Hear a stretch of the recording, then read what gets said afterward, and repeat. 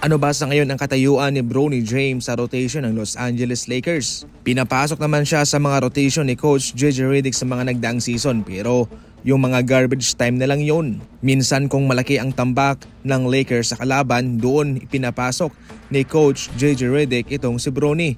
Pero ngayon mga idol ay gumawa ng magandang impresyon itong si Bronny James sa isa sa mga laban.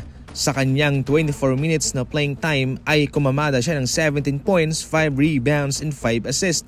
Ipinapakita niya na mayroon siyang maibubuga kahit na hindi ganoon ang tingin ng mga NBA fans sa kanya. Ngayon mahihirapan itong si Bronny James na makapasok sa rotation ni Coach JJ Redick, yung ating matatawag na regular sa rotation na. Kung ilalagay mo si Bronny James, mayroong masasagasaan. Hindi maganda yan sa hierarchy sa basketball mga idol. Pero kung mapapatunayan ni Bronny James na handa na siya, ay tsak na mabibigyan talaga siya ng solidong minuto dyan. Sabi nga niya, marami na sa kanila ang gumagawa ng opensa, scoring, kakamada ng 18 puntos to 20 puntos. Ngayon ang sa kanya lang ay lalo pa niyang i-improve ang kanyang depensa.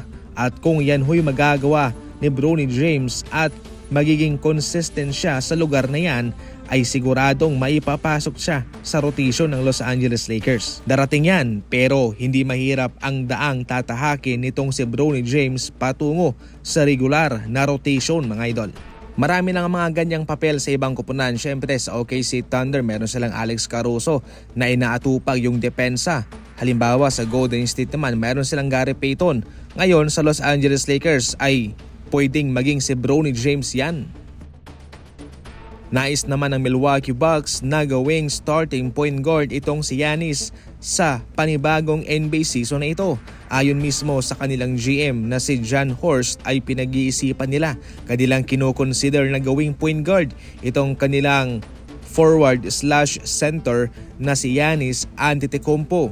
Ayon pa mismo sa kanya, he is truly becoming a real point guard who can run the offense. Yan ang mga senyalis na nakita ni Jon Horst at maski man si Doc Rivers ay nakita rin ang ganyang senyalis. Ayon naman kay Doc Rivers, binabago raw ni Giannis ang takbo ng kanilang opensa kung siya mismo ang nagtitimon ng bola.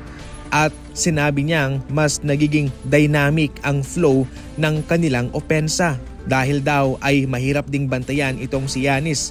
Kaya bilang isang point guard ay siguradong ito'y magdudumina laban sa kanyang kaposisyonan na point guard. Ang malaking problema nga lang dito ay baka malito itong si Giannis sa kanyang posisyon. Mga mismatch sa mga kalaban, sa big man at sa gwardya. Hindi na ito bago ngayon sa NBA na mayroon sila mga gantong mga malalarong mayroong posisyong forward na ginagawang point guard.